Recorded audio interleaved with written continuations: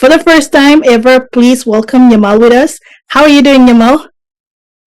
I am doing good. Hi, everyone. It's so good to be here. And thank you so much for providing the platform. So it is a pleasure to be here.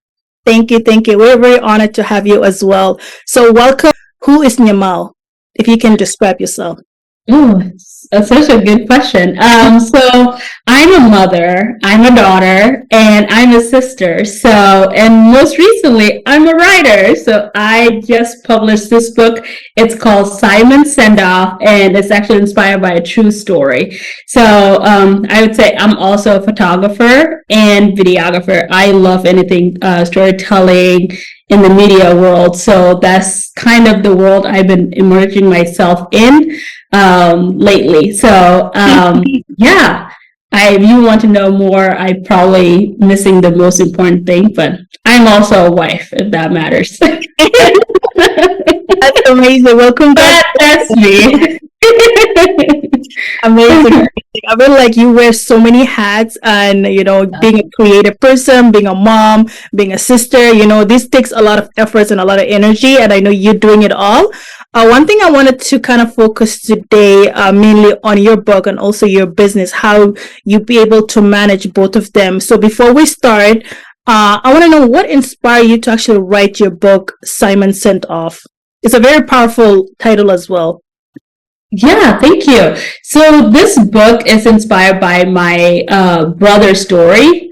I have my oldest brother. Actually, I think it's very relatable in terms of like South Sudanese and our story. So he was sent to school when I was only 11 months. So I never really known him. And then I didn't meet him until 2005 when he sponsored our family to join him in United States. So all my life, I only have known like, oh, you have a brother that's went to school.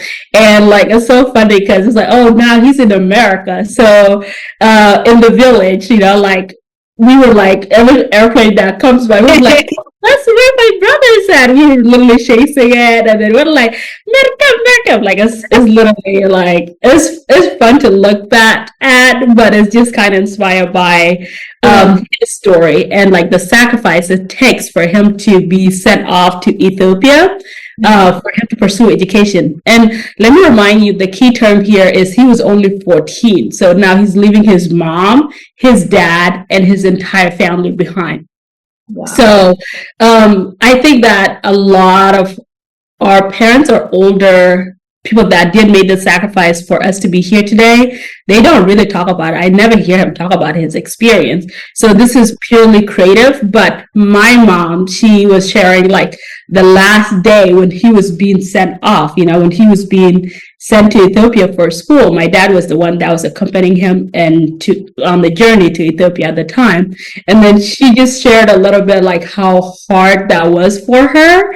And I was actually driving because mom, she's a great storyteller, but I was driving, I was just bawling, like, because I was like, now as a mother, I don't know if I can do that. I don't know if I can make the same sacrifice. Like, my son is going where, And this was years ago when it was not normal for you to just send your child off to a foreign land, Yeah. So and then she sang like a verse that's in Noor. It's like a Noor song. It's also in the book here.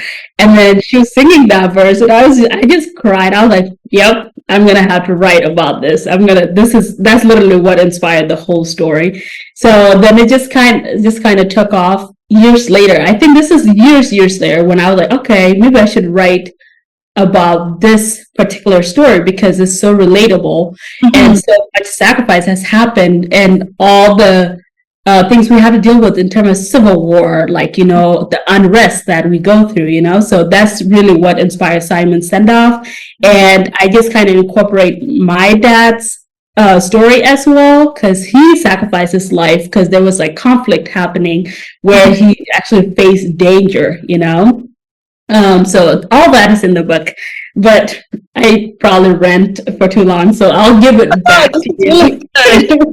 I'm actually amazed by the story because this is a story millions of people around the world that can relate to. Like not only people that are from South Sudan, but anyone that who's like in a war torn country, they are kind of sacrificing on sending their children away for safety or for like a better life and things like that. And I feel like your book can actually resonate with so many refugee individuals and so many people that like myself who came here, but my parents had to leave the country and things like that. I feel like my parent generations, as well as like your brother, is story itself.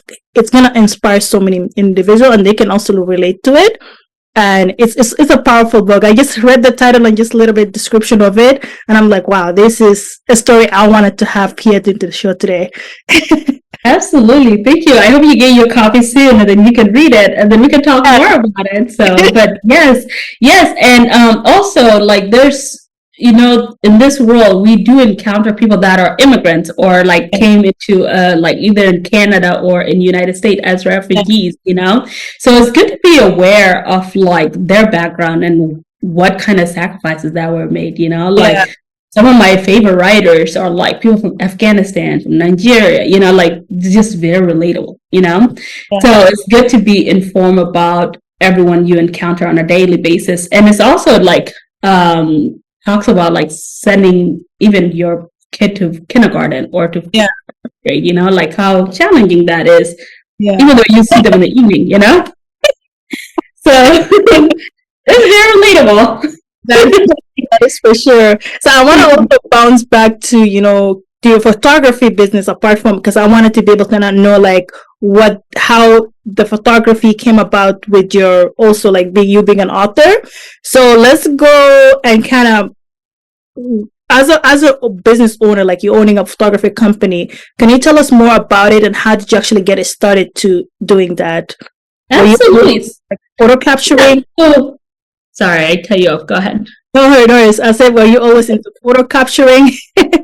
Yeah, no, I love capturing. So I actually majored in communication when I was in college. I went to UNO, University of Nebraska at Omaha. So I majored in communication and I took a photography class. But before then, I always loved photos, but I want to be in front of the camera. Not behind the camera. So I think that actually like discouraged me a little bit to start photography right away. But after taking the course at UNO, I was like, okay, maybe I can do some more tricks with this. And honestly, I just started like volunteering among our community, the South Sudanese community, particularly the Nuer people in the Midwest.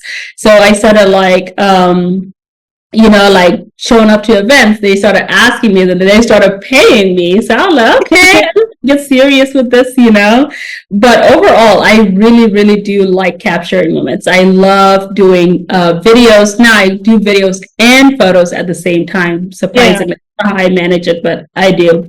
So I do have a YouTube channel. It's called Mal Media.